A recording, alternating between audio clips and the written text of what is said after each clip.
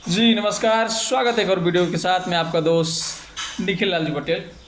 आज बात होगी भाषा, किस तरीके से भाषा को लेकर पूरे देश में एक मज़दूरों को, या ये सीधा सीधा आप कह लीजिए कि बिहार और उत्तर प्रदेश झारखंड से आए हुए माइग्रेंट जो मज़दूर हैं, दिल्ली, मुंबई, मद्रास, तमिलनाडु, बंगलोर, केरल में जो जॉब करने जाते हैं, उनको वहाँ का लोकल लैंग्वेज ना बोलने पर किस तरीके से पीटने का जो वीडियो आ रहा है, ये अपने आप में निंदनीय है। क्योंकि व्यक्ति के अभिव्यक्ति की आज़ादी की एक कहीं ना कहीं गला घोटा जा रहा है। लेकिन जो मज़दूर उत्तर भारत से, बिहार से जो मज़दूर अभी मुंबई में जिस तरीके से हमले हो रहे हैं, मराठी ना बोलने पे लोगों को मारा जा रहा है। एक तरीके से देखा जाए तो अगर कोई मज़दूर 6 महीने 1 साल से किसी भी राज्य में काम कर रहा है तो उसकी नैतिक जिम्मेदारी है कि वहाँ के खान पान, वहाँ का रहन सहन, वहाँ की संस्कृति सीखे, वहाँ की भाषा सीखे, वहाँ की लोकल लैंग्वेज सीखे। वो कोई भी हो सकती है, हर राज्य की अपनी अलग अलग भाषाएं हैं।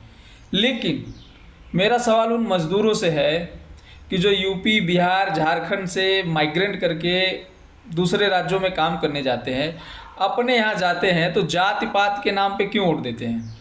जब जात पात के नाम पे वोट देंगे तो लतियाए तो जाएंगे। आप अपने नेताओं से क्यों नहीं पूछते कि हमारे पास किस रिसोर्सेज की कमी है, हमारे पास किस चीज़ की कमी है जो हमारे यहाँ इंडस्ट्रियाँ नहीं खुल सकती, हमारे यहाँ कल कारखाने नहीं खुल सकते? क्या आपकी जवाबदारी नहीं है? लेकिन आप जब चुनाव आएगा तो भूसे की तरह ट्रेन में भर के आप जाएंगे और कहेंगे भैया अपने जात वाला भाई कोटिया दे देता न। कभी आपने अपने जात को छोड़ के किसी को वोट दिया? कभी आपने विकास के नाम पे वोट दिया?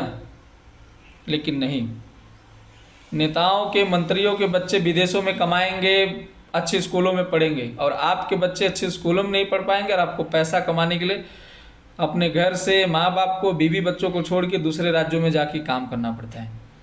और गुजराती न बोलने पे मार खाएंगे, मराठी न बोलने पे आपको पीटा जाएगा, केरल, तमिलनाडु में जाएंगे, वहाँ की लैंग्वेज नहीं बोलने पे आपके साथ ऐसा होगा। वो जो आपके साथ कर रहे हैं वो एक तरीके से देखा जाए तो उनकी अपनी अस्मिता की लड़ाई है, भाषा की लड़ाई है। कि वो ये नहीं कह रहे कि आप यहाँ मत आइए, कमाइए मत। वो तो सामने से कह रहे, जिस तरीके से मनसे के लोग सामने से कह रहे, राज ठाकरे सामने से कह रहे हैं कि आप आइए, कमाइए, पर आप लैंग्वेज तो बोलिए। पर एक सवाल जो वो हमेशा सबको कह रहे हैं, जो बिहारियों के नाम पे, उत्तर भारतीयों के नाम पे, उत्तर प्रदेश के लोगों को गाली की तरह है, कि आप अपने राजनेताओं से क्यों नहीं पूछते कि हमने अगर आपको वोट दिया, हमने आपका सरकार आपको बनाई है, तो हमारे लिए आपने क्या किया? क्यों नहीं बिहार, गया, पटना, लखनऊ, बनारस, कानपुर में बड़ी बड़ी कारखाने क्यों नहीं खुलते? आदमी क्यों मुंबई कमाने जाए, क्यों दिल्ली कमाने जाए? तो कहीं ना कहीं समझना होगा। अभी जिस तरीके से मुंबई में मराठी न बोलने पर हिंसा हो रही है, तो आपको नीतीश जी से पूछना चाहिए कि आपकी सरकार केंद्र में गठबंधन जोड़कर है, महाराष्ट्र में गठबंधन की सरकार है, जो बीजेपी आपको हिंदुत्व के नाम पे वोट मांगती है, वो आपको सोचना पड़ेगा, वो आपको देखना पड़ेगा। अभी हाल में ये तो समझिए एक शुरुआत है, अल्टीमेटम है कि आप मराठी बोलिए। मैं खुद मराठी बोलने के पक्ष में हूँ, मेरी तो पढ़ाई हुई 10+2 मुंबई जैसे शहर में, मैं तो मराठी बोलने के पक्ष में हूँ।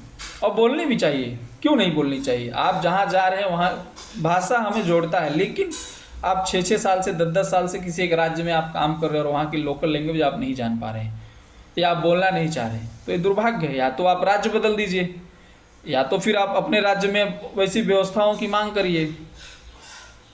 तो अभी बिहार में चुनाव होने वाला है, क्या आप विकास के नाम पे वोट देंगे? क्या आप दारू कोई आपको पिलाएगा तो क्या आप उसको वोट दे देंगे? क्या कोई 1000 रुपया साड़ी दे देगा तो आप उसको वोट दे देंगे? क्या अगर आप 1000 रुपये और साड़ी पर अगर वोट दे रहे हैं तो फिर आप ऐसे ही लतियाए जाएंगे। बात कड़वी है, आपको बुरा लगेगा, लेकिन यही हकीकत है। अभी उत्तर प्रदेश की बात करें तो ग्राम प्रधान का चुनाव आने वाला है। कितने लोग ऐसे हैं जो गांव में अपनी जाति को वोट न देके एक ऐसे प्रत्याशी को वोट देंगे जो सच में उसके काबिल है।